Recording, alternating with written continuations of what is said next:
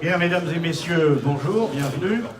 Merci à vous d'avoir répondu à cette invitation pour cette journée des énergies renouvelables, dont je ne manquerai pas tout à l'heure de vous préciser le déroulement et nos orientations, mais dont je vais laisser le soin au président Yvroux de donner le coup d'envoi. Merci. Écoutez, je suis très heureux de vous accueillir. Comme vous le savez, c'est la première fois en Seine-et-Marne qu'on fait le salon des énergies renouvelables. J'espère qu'il se reproduira, car comme tous les salons, c'est au fur et à mesure que les ans passent qu'ils se confortent. J'avais été invité pour d'autres raisons au premier salon du chocolat, il n'y avait pas grand monde, et maintenant vous avez 2 kilomètres de queue, c'est ce qu'on peut souhaiter à notre salon. Je vais quand même passer la parole à Jean Day, qui est le vice-président chargé de l'environnement, qui est très très intéressé évidemment, de par sa fonction, mais aussi je pense par goût, par esprit, par culture, qui est très intéressé par tout ce qui est développement, et qui est quand même dans l'air du temps, il faut bien le dire. Voilà, Jean, si tu veux nous parler un petit peu des projets. Puis on compte un petit peu sur toi pour nous appuyer auprès du Conseil général dans notre démarche. Merci, Jean. Merci beaucoup, Monsieur le Président. Donc, c'est beaucoup d'honneur que vous me faites que de me donner la parole ici, et je dirais donc quelques mots. C'est pas parce qu'il y a une éolienne qui tourne que je dirais que votre salon est parfaitement dans le vent de l'histoire, puisqu'il s'installe juste après, il a lieu juste après la conférence environnementale qui a été mise en place, comme vous le savez tous, dans le cadre de ce nouveau gouvernement qui arrive. J'en étais, j'étais présent à la conférence environnementale, je représentais la Seine-et-Marne, au titre, j'avais été sélectionné par l'Assemblée du département de France pour représenter cette assemblée à la conférence environnementale. Et donc voilà, je veux dire, on ne peut pas mieux tomber en Seine-et-Marne, où on a quand même un certain leadership dans ces domaines-là.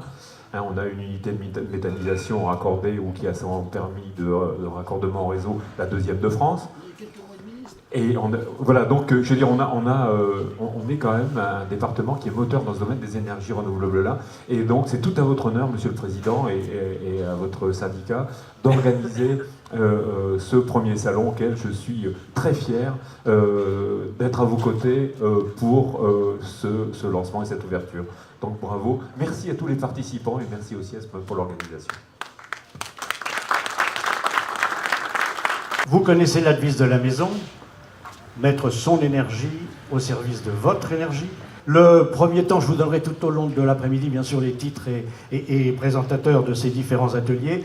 Au boulot maintenant, parce qu'on n'est pas là pour rigoler. Je vous propose de nous joindre tout de suite à l'intérieur de la salle pour un premier atelier.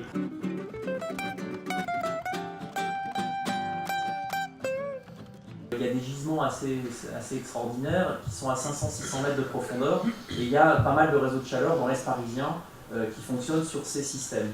Alors ce sont des systèmes, donc, comme je vous l'évoquais tout à l'heure, à 500 ou 600 mètres de profondeur. Là on va capter l'eau à l'albien qui est à environ 30 degrés et on peut aller encore plus profond au niveau du Dogger à des nappes qui vont être là à 800 mètres.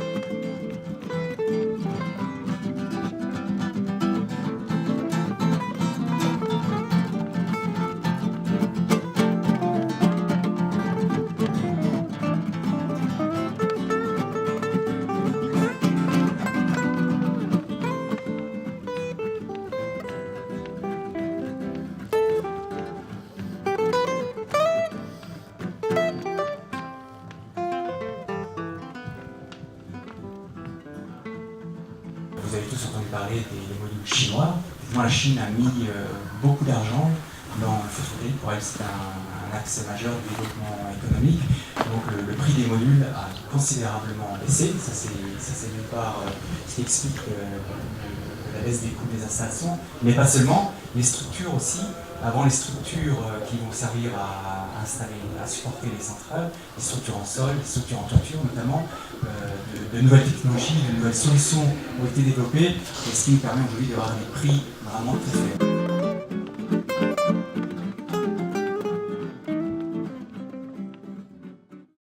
Donc je vais profiter bien sûr de cette journée pour remercier d'abord les 25 exposants. J'ai pris quelques notes pour ne pas me tromper.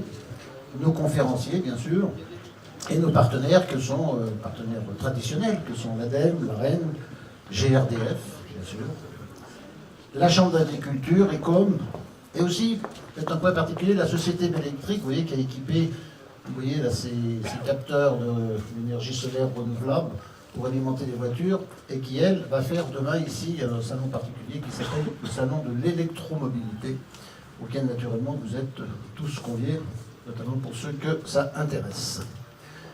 Alors, remercier aussi le groupe Jazz Band, c'est ça qu'on l'appelle, je crois qu'ils sont là-bas, vous les reconnaître, leur chapeau en cuir, oui.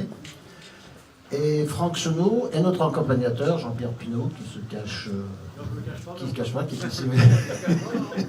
Alors, pourquoi salon, rassurez-vous, je ne vais pas faire un long discours sur toutes les raisons, ce sont multiples et nombreuses pour lesquelles on pourrait le faire.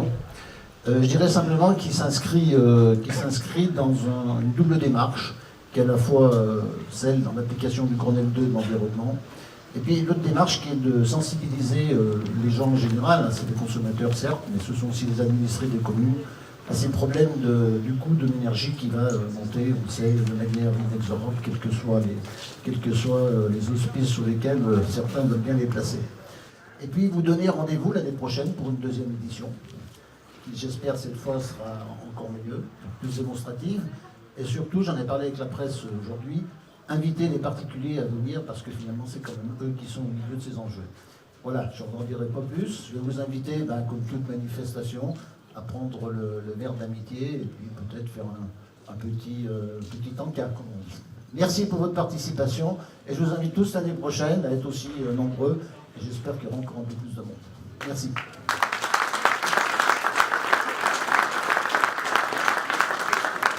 Si vous me permettez simplement, Président, un remerciement aussi à vous pour votre accueil, mais surtout à toute l'énergie que votre équipe a mis dans la préparation de cette journée.